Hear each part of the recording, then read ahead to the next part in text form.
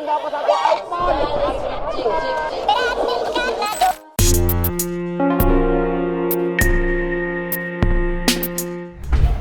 Melihat video-video tadi bagi sebagian orang memang menyenangkan. Tapi tahu nggak sih, kalau cuplikan video yang kita lihat barusan itu bisa bikin otak kita membusuk atau bahasa gaulnya disebut brain rot. Sebuah kata yang di tahun 2024 kemarin dinobatkan oleh Oxford University Press sebagai kata Oxford tahun 2024. Pertanyaannya, apa itu brain rot? Oxford menjelaskan istilah brain rot dalam bahasa Indonesia berarti pembusukan otak, merujuk pada penurunan kemampuan intelektual dan kondisi mental seseorang akibat konsumsi berlebihan terhadap konten berkualitas rendah atau dangkal secara terus-menerus. Penggunaan kata brain rot pertama kali ditemukan pada tahun 1854 dalam buku Henry David Thoreau yang berjudul Walden. Dalam bukunya, Henry berbagi pengalaman menjalani gaya hidup sederhana di alam. Ia mengkritik kecenderungan masyarakat untuk merendahkan ide yang kompleks dan melihat ini sebagai indikasi penurunan umum dalam upaya mental dan intelektual dengan istilah brain rot.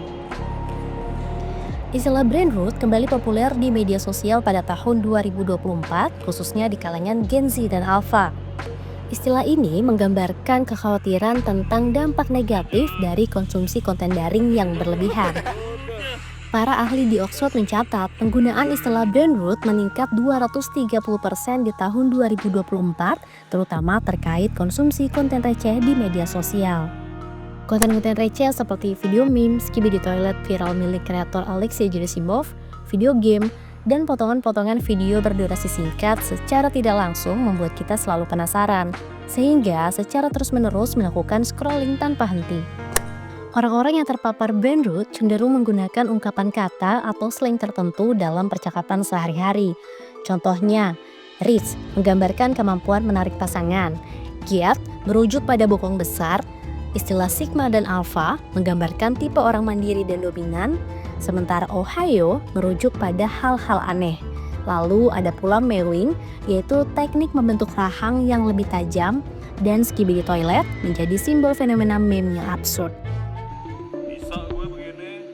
Merujuk pada data reportal.com tahun 2024, pengguna media sosial aktif di Indonesia sebanyak 167 juta atau 60% dari total populasi dengan rata-rata bermain media sosial selama 3 jam per hari. WhatsApp menjadi media sosial yang paling banyak digunakan oleh masyarakat Indonesia. Tercatat sebanyak 90,9% dari total populasi, disusul Instagram, Facebook, dan TikTok. Meski begitu, aplikasi TikTok semakin populer digunakan oleh masyarakat Indonesia. Data terbaru statista.com menunjukkan pengguna TikTok di Indonesia melampaui Amerika Serikat pada tahun 2024. Tercatat, pengguna TikTok di Indonesia mencapai 157,6 juta pengguna. Besarnya pengguna aktif media sosial yang melebihi populasi penduduk dengan rata-rata waktu scrolling yang tinggi tidak menutup kemungkinan risiko brain rot mengancam kehidupan masyarakat Indonesia. Lalu, mengapa konten receh yang bertebaran di media sosial saat ini dapat membuat kita brain rot? Dilansir dari situs Behavioral and Brain Function, sebuah jurnal berjudul Reduced Orbitofrontal Cortical Thickness in Male Adolescent with Internet Addiction mengungkapkan bahwa 30 remaja laki-laki dengan kecanduan internet mengalami kesulitan beradaptasi, berpikir solutif, dan fokus pada tugas-tugas penting. Berbagai masalah bisa muncul akibat berlebihan dalam bermain media sosial, mulai dari merasa kesulitan mengingat hal-hal sepele, seperti meletakkan barang atau lupa ingin melakukan apa. Selain itu, sering mengkonsumsi konten receh juga membuat kita kurang fokus, karena otak terus-menerus dipenuhi dengan informasi lewat paparan konten dengan durasi singkat, sehingga otak sulit untuk berpikir jernih.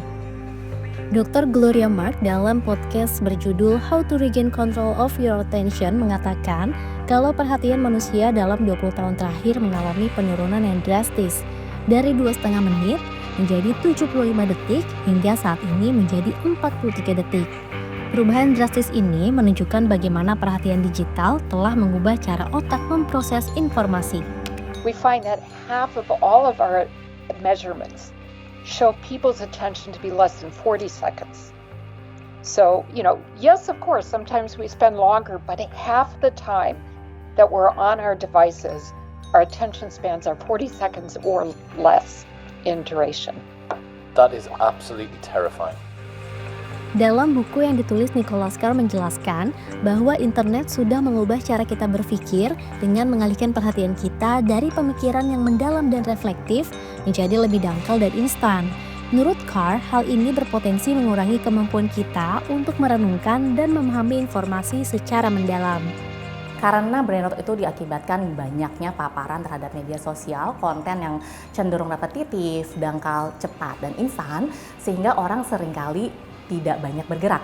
Seringkali menikmati konten kemudian di tangan terus sambil senderan, duduk-duduk scrolling gitu kan ya. Kurangnya bergerak itu juga mengakibatkan fisik kita ada kecenderungan jadi kurang aktivitas olahraga, kurang pergerakan. Terus mungkin sambil konten sambil makan, sambil nyemil gitu kan ya, bisa naikin berat badan juga gitu kan.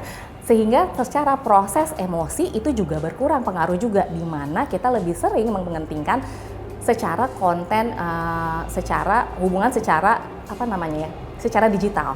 Kita tidak membiasakan hubungan yang lebih emosional mendalam. Jadi kita kurang connection terhadap real people-nya. Lebih banyak secara DM, pesan dari media sosial, yang mana itu mengakibatkan secara hubungan sosial itu berkurang, secara emosional pun itu bisa menurunkan kesehatan mental kita. Yang mana kita jadi lebih banyak attachment-nya lebih ke kontennya, lebih ke media sosialnya. Padahal kita sebagai makhluk sosial membutuhkan orang lain untuk berinteraksi, untuk saling caring kayak gitu. Sehingga itu akan menjadi menurunkan motivasi kita juga untuk bisa belajar, bekerja sebagaimana seharusnya produktif. What? Wah, kaget. Kaget. Lalu bagaimana caranya supaya kita mengurangi ketergantungan konten receh? Mengurangi pemakaian media sosialnya, dikurangi media digitalnya.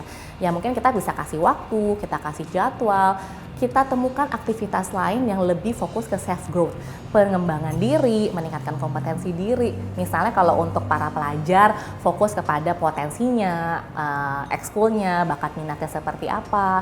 Terus kalau untuk orang dewasa ya fokuskan kepada tugas-tugas utamanya, seperti ngerjain pekerjaan kantor gitu ya, karena agar dia bisa lebih fokus ke kinerjanya dan meningkatkan produktivitasnya.